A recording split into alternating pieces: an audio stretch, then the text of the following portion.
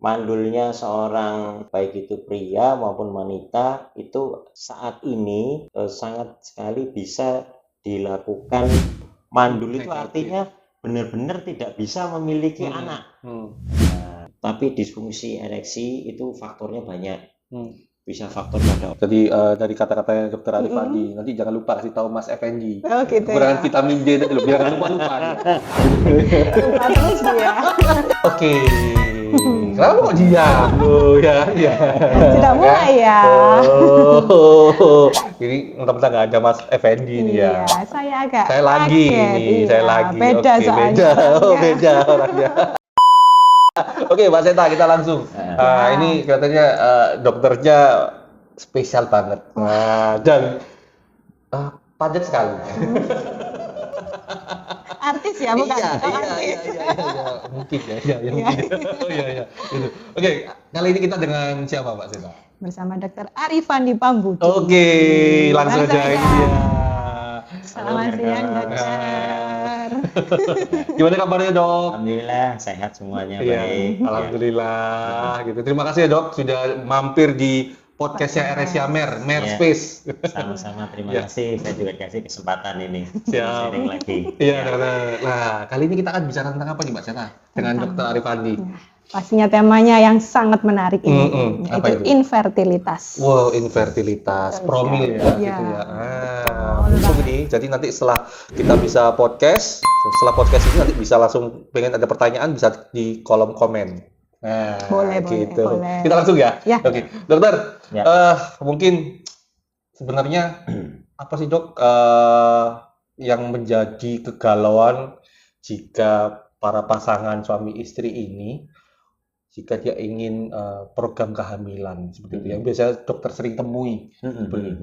Kira-kira apa, Dok, biasanya, Dok? Ya, jadi sebelum saya menjelaskan lebih banyak ya tentang masalah infertilitas, perlu diketahui secara berdefinisinya dulu ya. Jadi infertilitas itu adalah suatu kondisi pada pasangan suami istri di mana telah menikah lebih dari 1 tahun dengan hubungan teratur paling enggak seminggu 2-3 kali ya, tanpa kontrasepsi, tapi masih belum dapat momongan. Nah, itu baru bisa dikatakan sebagai suatu infertilitas. Infertilitas itu ada 2. Yang pertama adalah primer, memang dari awal sudah sampai 1 tahun lebih kedua pasangan tersebut masih belum mendapatkan momongan ya. Dan yang kedua adalah infertilitas sekunder. Sekunder itu dia yang pertama sudah pernah mendapatkan momongan, tapi kemudian untuk mengusahakan yang kedua, untuk punya anak yang kedua, tapi masih belum juga berhasil. Itu yang disebut dengan sekunder. Nah, itu ya. Berarti ngapain, Dok?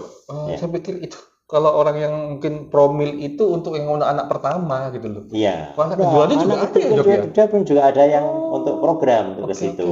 Iya. Jadi karena anak pertama sampai usia lebih dari 6 tahun, berapa ya, ternyata untuk mendapatkan momongan kedua ternyata ada hambatan juga dari situ. Apa tuh, Dok? Primer sama sekunder. Ini kok apakah ada bedanya? Maksudnya kondisi tertentu atau indikasi apa kayak gitu? Iya. Antara primer dan sekunder. Kalau dilihat dari faktor penyebabnya ya. Jadi dari infertilitas itu faktor penyebabnya cukup banyak ya, dan kita juga harus istilahnya merinci satu persatu ya. Jadi faktor penyebab infertilitas itu terutama satu yaitu adanya gangguan ovulasi.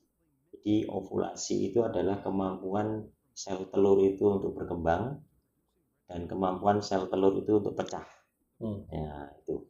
Jadi itu yang nomor 1. Jadi itu dibagi lagi nanti mengapa bisa demikian, sel telur itu tidak bisa berkembang ataupun tidak bisa pecah, karena satu ada gangguan di sentral di otak ya. Jadi untuk terjadinya suatu kehamilan itu perlu suatu kolaborasi yang cukup rumit ya antara otak dengan organ reproduksi seorang wanita. Ya, itu kalau yang terjadi pada wanita ya. Nah, yang menyebabkan terjadinya gangguan ovulasi itu yang pertama bila ada gangguan di otak. Gangguan di otak di mana dia tidak bisa memproduksi atau terjadi gangguan produksi terhadap hormon-hormon yang menyebabkan sel telur itu berkembang. Yang kedua, gangguan pada indung telurnya, ya, karena kita tahu bahwa sel telur itu berada pada indung telur. Ya. Kemudian yang ketiga, kegagalan pada indung telur, di mana ada gangguan pada indung telurnya sehingga dia tidak bisa menghasilkan sel telur yang baik. Dan yang keempat, ada yang disebut dengan kondisi hiperprolaktin, itu ada tumor di otak, ya, ada tumor di otak yang menyebabkan gangguan pada hormonnya, sehingga produksi prolaktinnya tinggi. Jadi di otak itu salah satunya itu ada juga dia memproduksi hormon prolaktin. Hormon prolaktin ini khusus untuk yang menyusui. Dia akan timbul pada saat menyusui. Nah, jadi kalau ada tumor di situ, hormon untuk menyusuinya tinggi sehingga keluarnya ASI-nya keluar. Jadi ada empat itu ada 4 hal yang menyebabkan gangguan ovulasi. Yang kedua, gangguan pada saluran telur. Seringkali saluran telurnya buntu sehingga sperma dan sel telur tidak bisa ketemu. Bisa buntunya bisa total, bisa separuh, ya. Kemudian yang ketiga, gangguan pada rahim uterus, ya. Ya, gangguan pada uterus ini misalnya adanya tumor, miom, terus adanya tumor kecil di di rongga rahim, polip, sehingga mengganggu telur sama sperma untuk ketemu, atau mungkin embrionya tidak bisa nempel karena ada polipnya itu. Nah, itu salah satunya di situ. Itu jadi dan yang terakhir tidak diketahui. Jadi ada kasus infertil itu yang tidak diketahui. Dicek dicek semuanya normal. Tapi tidak hamil. Dan itu kasusnya cukup banyak, hampir sekitar 20%. Penyumbangnya sekitar 20%. Jadi itu faktor-faktor yang paling banyak menyebabkan terjadinya infertilitas. Jadi mulai dari gangguan sel telurnya, gangguan saluran telurnya, gangguan pada rahimnya, kemudian sampai yang tidak diketahui itu tadi. Sebenarnya penyebabnya apa sih nih, Dok? Apakah gaya hidup, pola makan, atau apa? Ya, seperti itu. Nah, kalau untuk masalah faktor resiko, ya. Nah, karena faktor resiko itu yang paling banyak satu gaya hidup, ya, pola hidup, ya.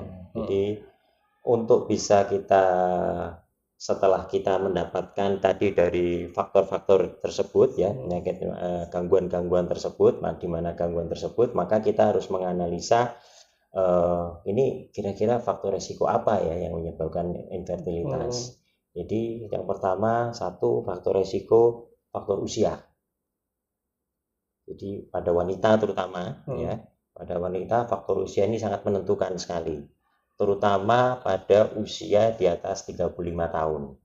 Ya, kalau tadi saya sampaikan pemeriksaan infertilitas kita bilang sampai 1 tahun lebih segera untuk dicek. Tapi kalau pada wanita usia 35 tahun, 6 bulan.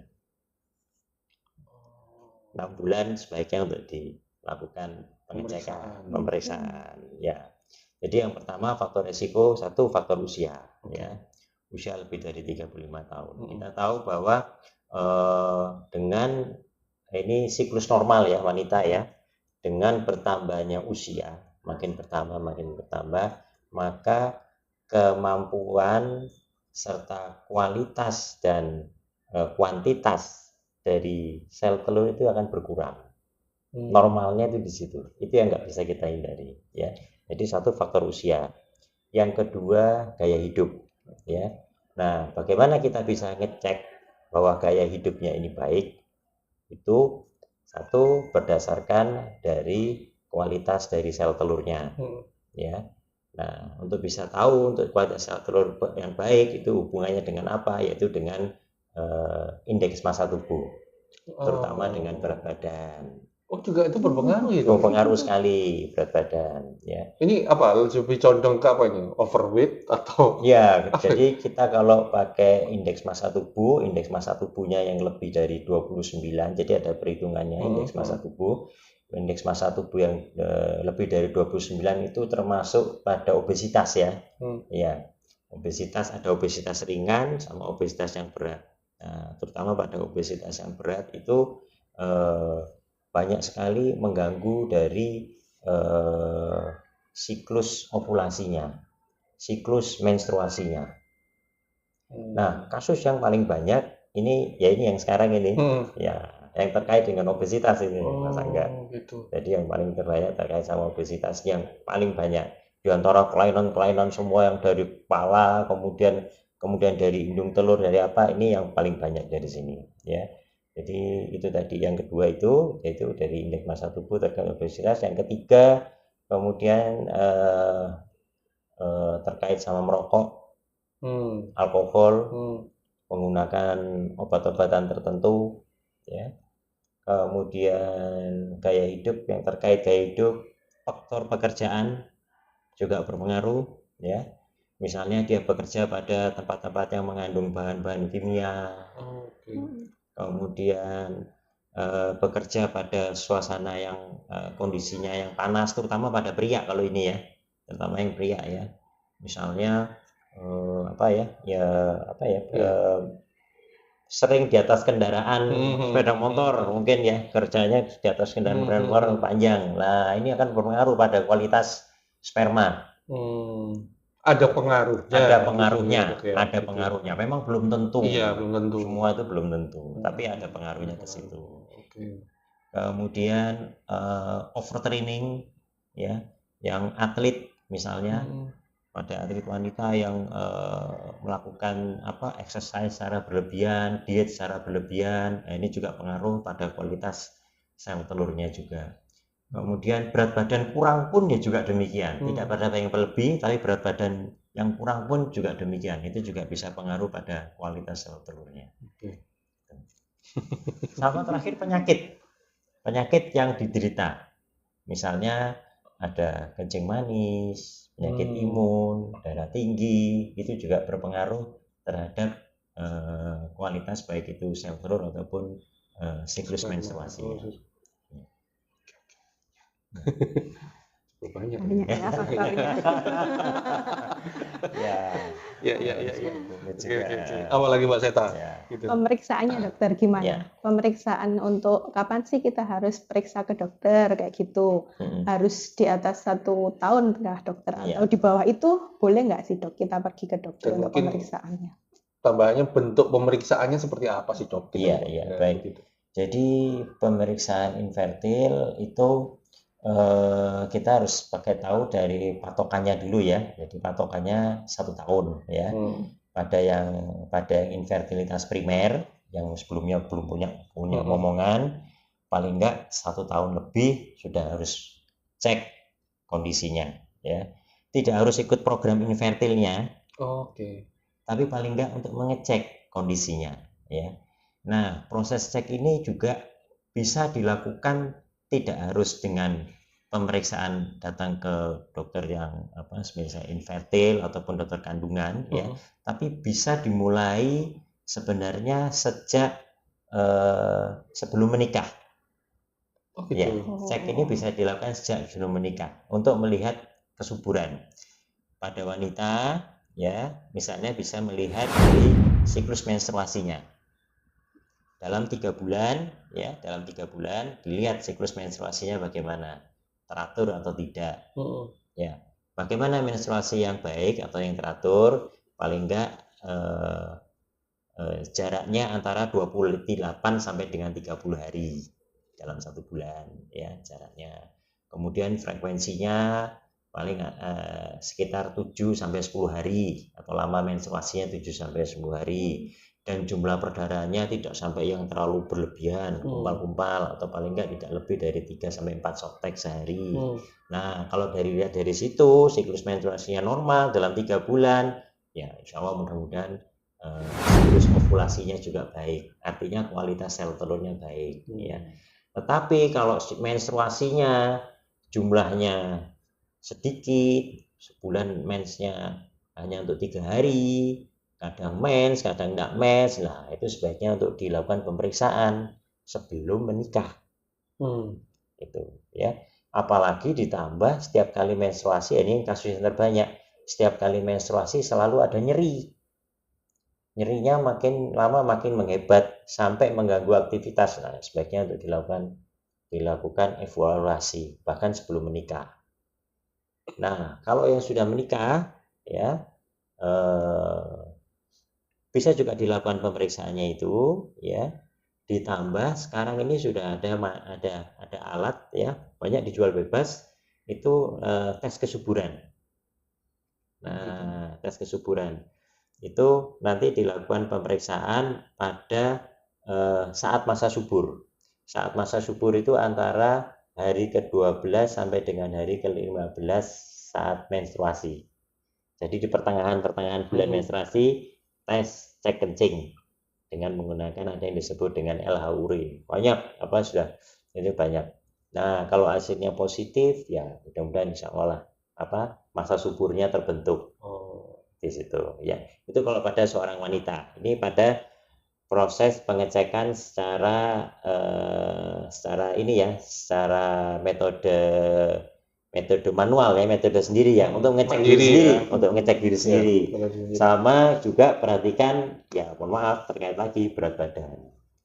Itu juga harus terpantau ya. Nah, kemudian kalau sudah masuk pada yang sudah benar-benar infertil yang harus diperiksa, ya pemeriksaannya tetap kita akan melakukan anamnesa dulu. Anamnesa itu akan kita tanya berapa lama menikahnya, apakah sudah pernah melakukan pemeriksaan sebelumnya, siklus menstruasinya bagaimana, adakah keluhan-keluhan yang terkait dengan saat menstruasi, misalnya nyeri tadi, kemudian jumlah menstruasinya bagaimana, riwayat pekerjaan juga kita akan tanya. Terus masuk ke dalam pemeriksaan. Pemeriksaan itu yang terbaik itu pada saat awal menstruasi. Kita kalau pada infertil selalu kita pakai patokan itu awal menstruasi. Jadi kontrolnya itu saat awal menstruasi. Biasanya mens hari pertama sampai ketiga. Kenapa demikian? Karena pada saat awal itu kita akan melihat kondisi sel telur awal. Untuk melihat kondisi bagaimana indung telurnya, sel telurnya ini bagaimana saat awal. Karena siklus alami itu nanti sel telur ini akan berkembang. Maksudnya berkembang makin lama makin membesar, sehingga dia akan pecah pada saat pertengahan siklus. Ya, jadi saat awal itu pemberian terapi, kemudian evaluasi perkembangan sel telur selalu dimulai saat awal. Karena kalau saat awal ini terlewat, ya pengobatannya tidak bisa dilanjutkan karena sel telur sudah terlanjur berkembang, tidak optimal di situ. Ya, jadi saat awal menstruasi kita lakukan pemeriksaan dengan menggunakan USG, yang USG vaginal ya. Nah, itu kita lihat bagaimana kondisi indung telurnya, bagaimana kondisi sel telurnya, ada berapa jumlahnya ya. Kemudian juga kita lihat rahimnya, uterusnya, adakah pembesaran, adakah benjolan, adakah polip, dilihat di situ ya, di situ. Yang evaluasi di situ.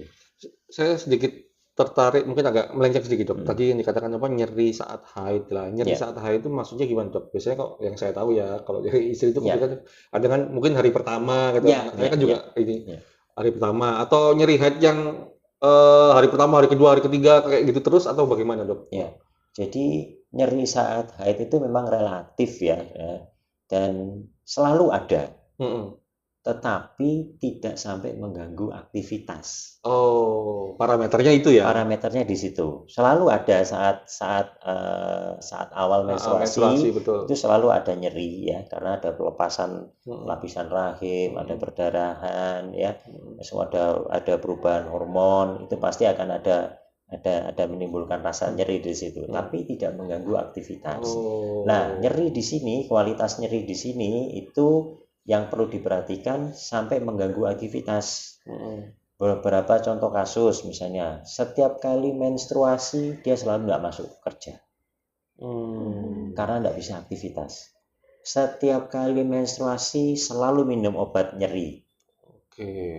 Seakan ada setiap kali menstruasi selalu ke UGD.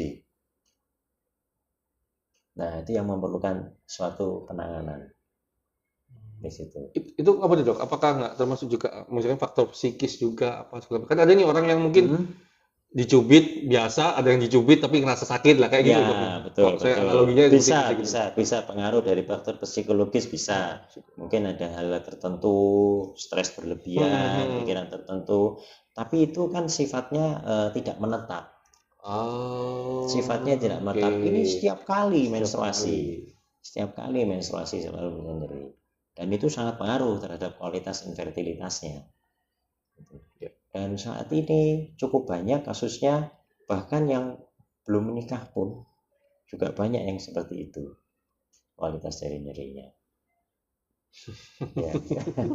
Oke. Ya. Untuk aja tak lanjut lagi nih. Ya. Itu kan infertil. Nah, terkait dari pemeriksaan tadi ya, perlu saya tambahkan di sini. Selain kita tanya, maka kita juga akan melihat pemeriksaan fisiknya.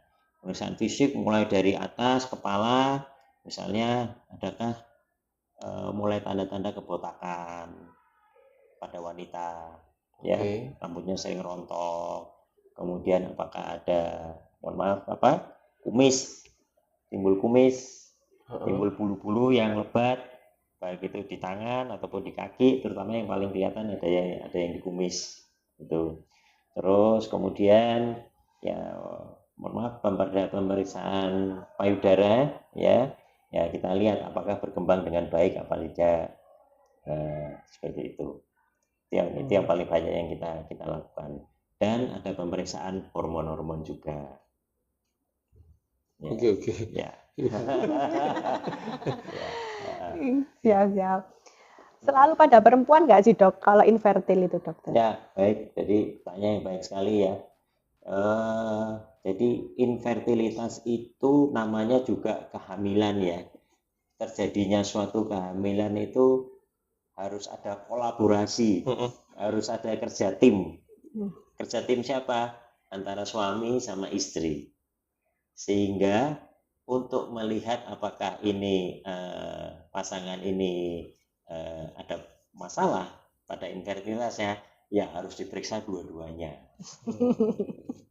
Banyak sekali dulu, tapi sekarang sudah alhamdulillah sudah dengan edukasi pasangan itu datang suami dan istri. Kalau beberapa tahun yang lalu selalu istri yang datang. Selalu dari pihak wanitanya. Tapi sekarang sudah mulai banyak pria dan wanita ini yang datang ya. Karena faktor penyebab infertilitas itu antara pria dan wanita sama. Wanita adanya gangguan sel telur dan gangguan yang lainnya. Pria juga ada gangguan terutama pada spermanya. Sehingga pemeriksaan infertilitas pada pria itu wajib harus diperiksakan spermanya. Tidak bisa hanya pada wanita aja, sperma juga harus diperiksakan. Karena bisa jadi 40% lebih gangguan itu pada pria. Oh gitu, Dok? Ya, gangguan pada pria. Itu yang mungkin yang harus diketahui di situ ya. Betul. Jadi harus tidak hanya sama. Ya. Perempuannya aja atau wanitanya aja ya, gitu ya. Ya, di situ. Jadi harus dicek kualitas spermanya ya. Dan gangguan kualitas pada sperma itu ya macam-macam. Baik itu jumlahnya yang kurang, kemudian bentuk sperma yang kurang baik. Ya, sperma itu ada kepala, badan, sama ekor. Ya, nah itu kepalanya ada yang nggak lengkap, ekornya ada yang nggak berkembang, pergerakannya atau motilitasnya itu nanti juga harus dilihat. Nah, bila ada gangguan pada sperma, ya paling tidak harus diobati dulu. Diobati dulu supaya bisa ditingkatkan kualitas spermanya. Ya. Di samping juga mungkin pada yang wanita, bila ada gangguan diobati dulu. Ya. Kira-kira penanganannya seperti itu. Penanganan banyak ya pemeriksaannya. Pemeriksaannya banyak. Ya. Itu kira-kira nanti setelah melakukan pemeriksaan nih, Dok, Ya. itu butuh evaluasi berapa lama lagi untuk bisa kembali lagi Untuk ke dokter terapi, ya, melakukan terapinya kembali itu. ke masalah penanganan. Jadi tergantung dari faktor penyebabnya ya, tergantung dari faktor penyebabnya dulu. Hampir 80% itu kalau pada wanita itu yang terkait gangguannya pada indung telur ya, dan indung telur itu terkait dengan berat badan ya, pada kondisi normal. Nah, kalau pada pria paling terbanyak ya gangguan pada kualitas spermanya dibanding faktor genetik. Misalnya ada faktor genetik ya, misalnya produksi hormonnya tidak berkembang, kemudian testisnya tidak berkembang, itu juga ada seperti itu, tapi tidak banyak. Paling banyak adalah gangguan pada sperma ya. Dan gangguan pada sperma itu dilihat dari gradasinya, berat atau tidaknya ya. Ada pada kondisi yang agak berat, misalnya pada kondisi azoosperme. Azoosperme itu tidak ada spermanya sama sekali. Jadi dilakukan pemeriksaan tidak ada sperma sama sekali di dalam situ. Nah, itu yang perlu harus diekspor, dan itu harus kerjasama tim. Artinya tidak hanya ditangani oleh dokter di bidang infertilitas atau OB-GYN aja, tapi juga harus mengkonsulkan ke dokter urologi, dokter bedah ginjal, kemudian ke dokter andrologi yang khusus untuk menangani sperma, untuk dilakukan penanganannya yang lebih intensif ya. Tetapi kalau pada kelainannya atau hambatannya pada gangguan sperma aja, misalnya jumlahnya, kemudian kualitasnya atau bentuknya, itu biasanya kita lakukan penanganan paling enggak sekitar 3 bulan. 3 bulan. Jadi dengan pemberian vitamin, pemberian obat-obatan tertentu, atau bahkan merubah pola gaya hidupnya ya. Nah, 3 bulan nanti kita evaluasi. Dan ini tergantung juga dari faktor usia. Kalau usianya sudah 35, apalagi kalau pria sudah mendekati 40, nah kita harus lebih penanganannya agak lebih intensif, nggak bisa hanya dengan menunggu gitu. Terutama juga pada wanita, demikian juga wanita. Kalau wanita yang misalnya pada infertilitasnya yang sekunder, yang dulu udah punya momongan, sekarang mau punya momongan yang kedua masih belum dapat, atau ada yang ketiga, pengen punya momongan ketiga tapi masih belum dapat. Nah, dengan usia yang sudah di atas 35, yang kita juga harus lebih intensif lagi, harus lebih agresif, penanganannya lebih agresif. Misalnya dengan pemberian obat-obatan, tidak bisa menunggu dalam waktu lama. Seperti itu. Ya. Kayaknya ada ya. Maksudnya saya baru nggak gitu loh. Ternyata ada orang yang promil itu untuk anak kedua, anak ketiga ya. gitu. Iya. Ada yang seperti itu. Ya. Okay. Tapi paling banyak kasusnya yang pertama. Paling banyak kasusnya paling pertama. Itu karena hormon atau karena habis lepas nggak pakai KB gitu dokter biasanya? Nunggunya kan lama gitu dokter. Kalau yang infertilitas primer itu definisi tanpa kontrasepsi. Ya. Tapi kalau yang sekunder, ya biasanya ya banyak faktor penyebabnya ya. Misalnya pemakaian kontrasepsi ya salah satunya itu dalam jangka waktu yang lama. Kemudian faktor usia, menunggu faktor usia. Atau mungkin juga tadi yang saya sampaikan, ada gangguan pada sel telurnya. Ya, gangguan sel telur ya terkait juga dengan obesitas, atau juga ada penyakit pada ibunya yang dulunya normal, tidak ada masalah dengan penyakit, tidak ada masalah dengan kondisi tubuh, dengan bertambahnya usia, ada kencing manis, ternyata ada darah tinggi, ada kelainan imun dan sebagainya. Jadi banyak faktornya, tapi paling banyak itu yang saya dapatkan ya karena ini terkait dengan obesitas. Kok kayak kista kayak gitu-gitu juga berpengaruh nggak sih, Dok? Ya, itu juga adanya kelainan-kelainan ginekologi, ya, adanya kista, adanya kemudian ada timbul benjolan, ada miom di rahim, itu juga berpengaruh untuk ternyata berpengaruh untuk mendapatkan momongan yang kedua atau yang ketiganya. Berarti harus dihilangkan dulu, dokter. Kenapa? Ya, harus dicari dulu, kemudian baru diatasi. Kira-kira penyebabnya apa? Pemeriksaannya nanti itu apakah nanti misalnya datang ke dokter Objin itu nanti melakukan screening USG dulu atau hanya sekedar konsultasi atau ada mungkin cek darah atau apa kayak gitu-gitu kan? Ya, jadi kembali lagi tadi saya sampaikan setiap pasien yang infertil, baik itu yang baru pertama ataupun yang mau dapatkan momongannya, selalu pemeriksaannya kita awali dengan anamnesa atau tanya-tanya ya. Karena hampir dari 70% dengan bertanya-tanya itu kita bisa mendapatkan gambaran dari situ ya. Yaitu tadi sudah berapa lama infertilitasnya, bagaimana dengan siklus menstruasinya. Kalau yang sekunder, yang mau punya omongan kedua ditanya apakah ada riwayat pemakaian kontrasepsi, pemakaiannya berapa lama, dan siklus menstruasinya bagaimana, ada gangguan enggak dari siklus menstruasinya. Juga termasuk ini ya berat badan, kembali lagi berat badan. Kemudian kita periksakan laborat. Nah, setelah pemeriksaan itu kita lihat tadi apakah ada tumbuh kumis, kemudian tumbuh bulu di daerah tangan, kaki pada wanita ya. Baru kita pemeriksaan laborat.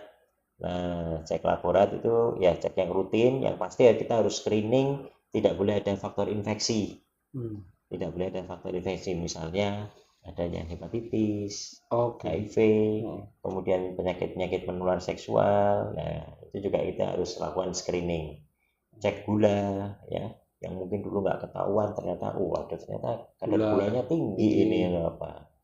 Nah, di situ. Baru setelah itu semua kita baru pemeriksaan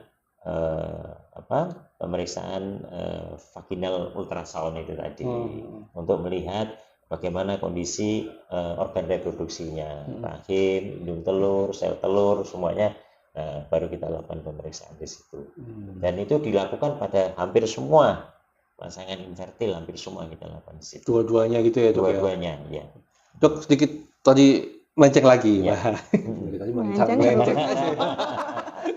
Saya tertarik tadi tumbuh kumis, bulu kayak gitu ya, rambut gitu maksudnya. Dok, kan ada nih wanita atau perempuan yang terkadang itu dia kan ada kayak kumisnya juga kan seperti itu. Itu apakah juga berpengaruh juga atau mungkin hanya yang dulunya dia nggak berkumis, tahu-tahu dia ada timbul berkumis gitu atau bagaimana, Dok? Jadi tergantung pada kondisi ya. Kalau dia masih remaja, kemudian dengan siklus menstruasi yang masih baik, berat badannya masih baik, ya mungkin kita masih kita lakukan pengamatan dulu aja ya di situ.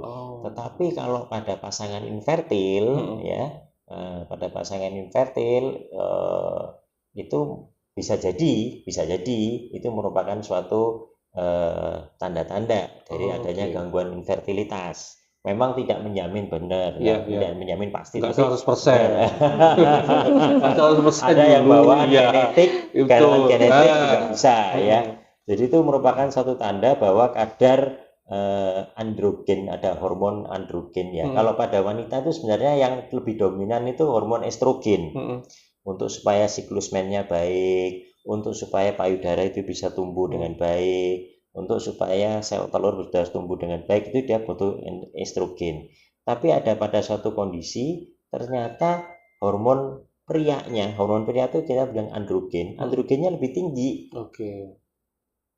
Nah, itu yang menyebabkan kumis itu tumbuh, itu yang menyebabkan mens itu terganggu, itu yang menyebabkan sel telur itu terganggu. Dan ini bisa jadi terkait dengan obesitas itu tadi. Jadi lebih tepatnya lakukan pemeriksaan. Nah, cocok-cocok kalah, cocok logi. Nggak boleh. Boleh. Analisa sendiri gitu ya. Nanti Mas Egi mau tanya, gimana? Operatornya ya. Iya. Tapi bukan berarti terus tumbuh kumis wanita harus dicukur. Nah, ya itu. Bukan itu maksudnya. Silakan. Mau ada pertanyaan mungkin? Ya? Editor bertanya, iya. Editor bertanya. Silakan.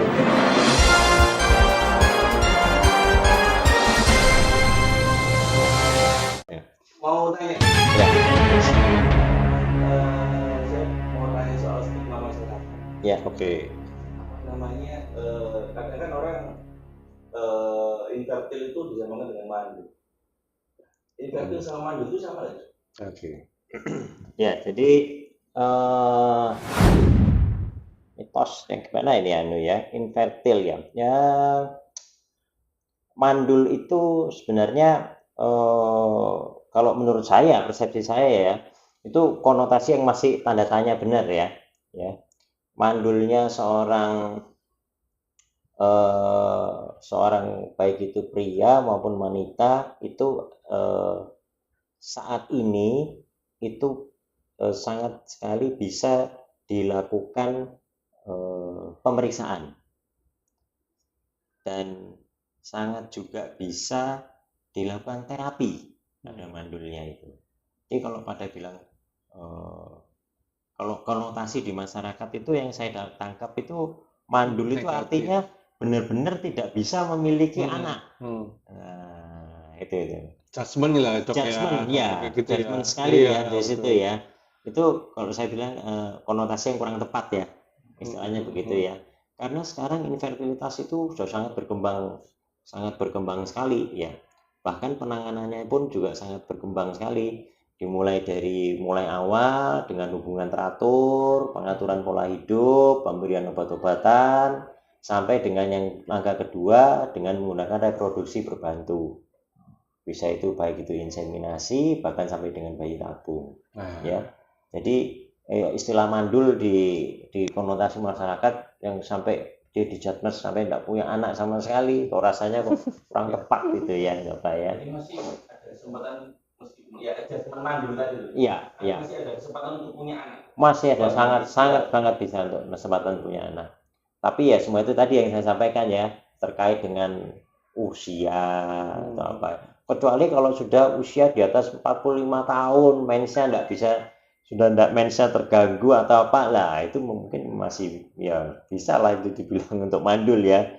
Menopause itu maksudnya? Ya, mendekati menopause ya. Mungkin lebih tepat kalau mandul itu dikatakan pada menopause barangkali ya, itu persepsi saya ya. Kalau menopause itu lah itu bisa dibilang untuk mandul karena sudah tidak mens lagi. Telurnya sudah tidak berkembang lagi, sudah tidak ada lagi. Lah itu baru dibilang mandul. Tapi kalau pada usia reproduksi dikatakan mandul, kok saya kurang tepat ya di situ. Masih ada kemungkinan. Ya, mungkin jalannya seperti itu ya. Oke. Boleh. Oke, terus 5. Ya. Boleh ya, apa gitu. Kalau disfungsi ereksi apakah bisa masih ada potensi untuk punya anak?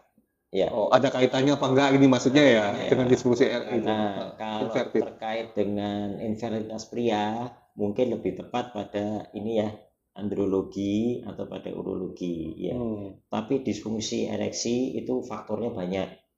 Bisa faktor pada organnya, bisa faktor pada psikologis, bisa gangguan pada hormonnya itu sendiri, dan faktor usia. Faktor usia itu juga bisa pada ini. Nah, ini semua nanti yang harus dicari disfungsi ereksinya. Dan itu ada tes-tesnya. Disfungsi ereksi itu ada tes-tesnya. Nah, yang melakukan tes itu biasanya ya dokter andrologi ataupun dokter urologi yang akan melakukan tesnya itu sendiri. Kalau untuk disfungsi ereksinya. Jadi harus dipastikan benar enggak. Jadi tidak hanya berdasarkan kita aja. Wah, ini kok ternyata disfungsi ereksi atau apa, enggak bisa. Harus ada tesnya sendiri. Ya. Melakukan pemeriksaan. Nanti lagi, 3 lagi? Lagi? Enggak, udah cukup. Oke. Ya. Tinggal nanti ke kasir aja. Iya, kayak nota. Oke, dokter. Ya. Iya. Ya, apalagi Mbak Seta ini? Ya, Apalagi makanan mungkin dokter, ada Ya. nggak sih pantangan kalau sudah program nih dokter, ya. infertil, kemudian minum obat-obatan, ada nggak sih makanan yang harus dihindari atau memang yang harus dikonsumsi oleh pasangan tersebut dokter? Ya, jadi kalau sudah masuk ke dalam, sebenarnya untuk pola gaya hidup ini ya, saya rasa tidak hanya terbatas pada pasangan infertil aja. Tapi yang belum menikah pun sebaiknya sudah mulai memplanning. Nah, pola-pola seperti ini, persepsi yang seperti ini, atau paradigma yang seperti ini mungkin yang masih menjadi tantangan ya buat kita ya. Untuk pola hidup sehat itu yang bagaimana sih? Apakah setelah menikah, ataukah sebelum menikah, atau saat kapan? Saat sejak awal sebenarnya ya. Jadi kalau sudah tertata, terprogram, rasanya ya mudah-mudahan selama nggak ada masalah atau nggak ada hambatan, sistem reproduksi itu akan berkembang dengan baik ya. Nah, kembali lagi untuk masalah pola makan, kita bisa mengatur pola makan. Jadi sebelum kita mengatur pola makan, kita harus melihat dulu bagaimana indeks massa tubuh kita. Indeks massa tubuh itu ada rumusnya, jadi berat badan dibagi tinggi badan kuadrat ya. Kemudian nanti ada ada tabelnya, kita masuk yang di mana ya. Kalau berat badannya sudah lebih dari, indeks massa tubuhnya sudah lebih dari 29, nah ini atau mungkin sudah masuk dalam obesitas ringan antara 25 sampai 29 kalau nggak salah. Nah, itu yang harus mulai dilakukan intervensi. Dan apalagi kalau sudah pada wanita ya, apalagi kalau sudah mengganggu siklus menstruasinya. Nah, itu juga yang harus mulai dilakukan intervensi sejak awal, bahkan sejak sebelum menikah ya. Nah, salah satu intervensinya, satu, pengaturan pola gaya hidup. Pengaturan pola gaya hidup nomor 1 dari nutrisi. Pengaturan nutrisi ya, pengaturan nutrisi terutama ini ya yang karbohidrat tinggi ya. Karbohidrat tinggi, perbanyak sayur-sayuran, kemudian buah-buahan ya. Buah-buahan apa saja yang lebih suka ya. Kemudian terutama sekarang ini makanan ini wah luar biasa ini. Semuanya nggak ada yang nggak enak, semua enak semua. Nah, itu yang harus diatur ya. Boleh makan enak boleh, tapi harus diatur berat badannya.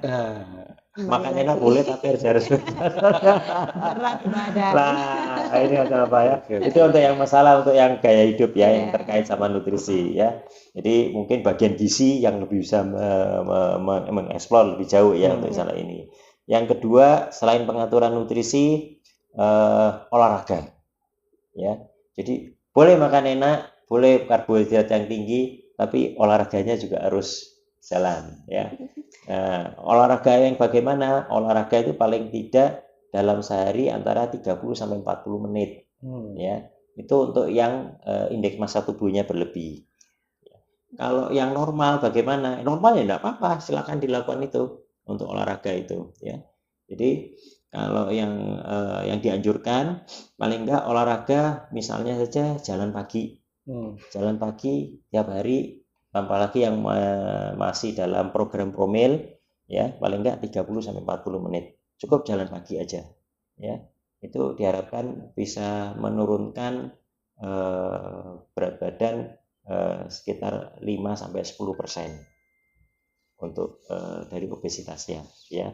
Dari gangguan menstruasinya itu paling enggak 5-10% penurunan berat badan ya.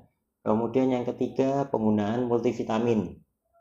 Sekarang multivitamin cukup banyak, terutama sekarang yang terbaru yaitu vitamin D. Ya, sebenarnya semua vitamin bagus, vitamin C, vitamin B, kemudian magnesium, zinc, semuanya bagus. Tapi sekarang yang lagi yang terakhir ini yaitu vitamin D.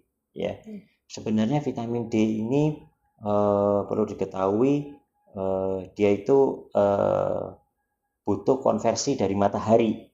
apalagi kita yang di negara Tropis. tropis ya. Tropis, mestinya di dalam tubuh kita ini sudah ada alami vitamin D-nya tinggi. Tapi kenyataannya berdasarkan penelitian di Indonesia ini termasuk yang 90% seluruh penduduknya adalah kekurangan vitamin D. Takut panas, takut kena matahari. Mungkin untuk saya juga. Takut hitam. Padahal kaya akan matahari Iya, ternyata hampir 90% kekurangan vitamin D ya. Ya ini yang masih dalam tanda tanya ini. Dari mana di situ ya. Nah, sekarang sudah ada konsumsi vitamin D, itu bisa dikonsumsi. Ternyata vitamin D itu tidak hanya di bidang infertilitas saja.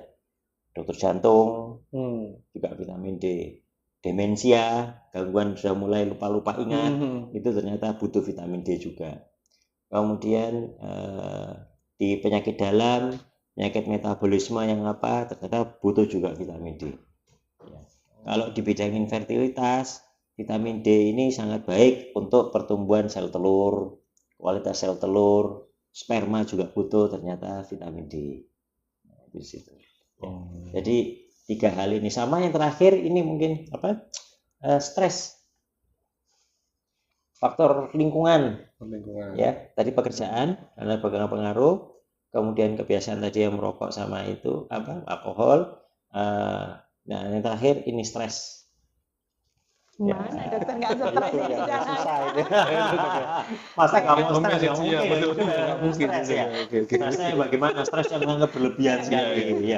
Ya, oleh sebab itu pada pasangan infertil ini perlu dukungan keluarga, perlu dukungan mulai dari suami, dari keluarga, dari lingkungan sekitar, ya, termasuk juga dari kedua pasangan tersebut.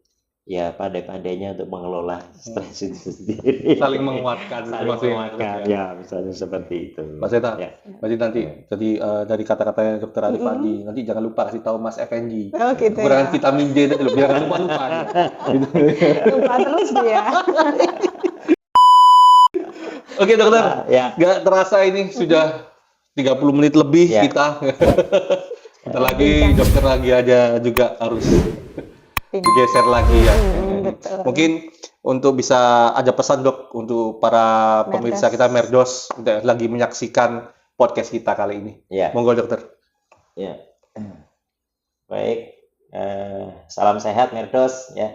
Jadi yang bisa saya sampaikan pada sesi ini adalah bahwa satu, kenali dulu arti dari infertilitas itu sendiri ya.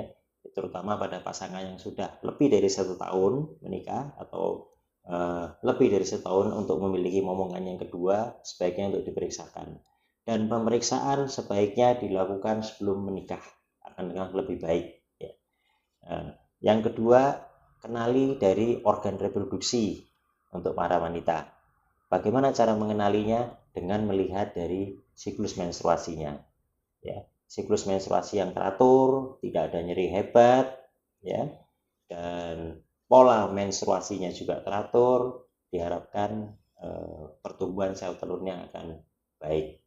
Dan yang ketiga, ubah pola gaya hidup atau atur pola gaya hidup dengan baik, sehingga infertilitas itu bisa dijaga dengan baik atau bisa diatasi dengan baik. Mungkin demikian yang saya sampaikan. Salam sehat. Oke. Mantap. Baik, dokter. Kita langsung saja terima kasih dokter. Terima kasih, dokter. Sudah kesempatan untuk hadir di podcast kita RSCA Mer Space. Ya. Jangan kapok dok ya, nanti kita undang lagi. Katanya banyak nih kalau kita bicara infertil itu ya. Panjang ya. Nanti bisa dikupas lagi atau apa yang gitu. Masalahnya ini yang ini lebih santai ini ya. Pakai tik-tik kan ini. Oh gitu ya. Nah, itu dia kan. Itu udah ya. Tik-tik kan ini ada apa. Oke, dokter, terima kasih, kita tutup dulu. Ya. Oke, kita pamit. Oke, langsung aja saya Angga. Datang. Kita pamit, sampai jumpa.